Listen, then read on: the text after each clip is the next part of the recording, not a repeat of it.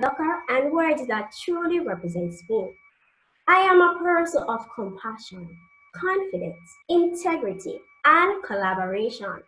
I know you might be wondering, why does she deserve my vote? That is indeed a good question to which I have the answer.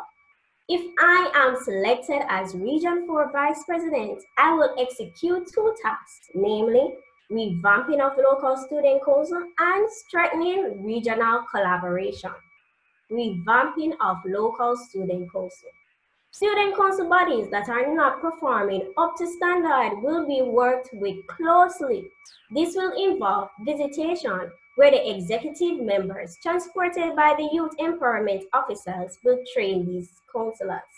Additionally, there will also be a special sensitization session for the executive members of each institution, where each member will be made aware of their roles as well as creative ways they can fulfill their duties.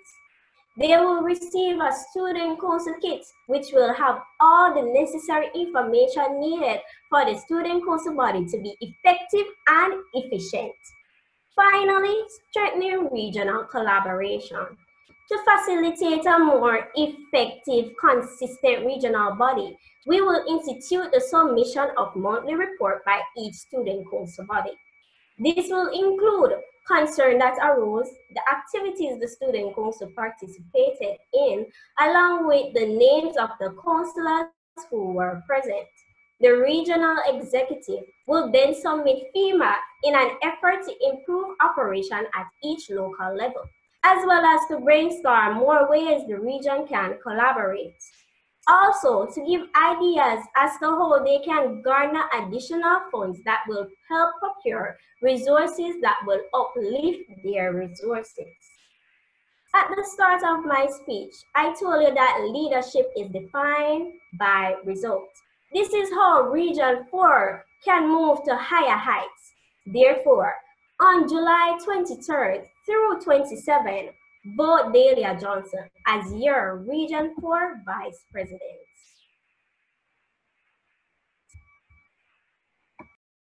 Thank you very much, Ms. Johnson.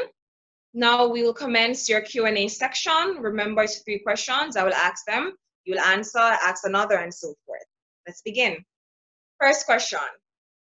Outline one issue affecting secondary student councils, well, rather secondary schools, and make one recommendation for that issue that you'd have identified. Okay. One issue that is affecting secondary schools is suspension. We see where a lot of schools, when a student has breached the disciplinary action, they will suspend it. What I will instruct these student council body is to recommend different ways in which they can help these students, because suspension don't really help students resolve the problem. They can do counseling sessions, they can advise the institution to do counseling sessions where they will find out the real reason as to why the person did such action. Thank you, Ms. Johnson. Second question. What is the value of including students in decision-making processes at the secondary level in education? Okay. What is the value of including students in decision-making processes at the secondary level in education? All right.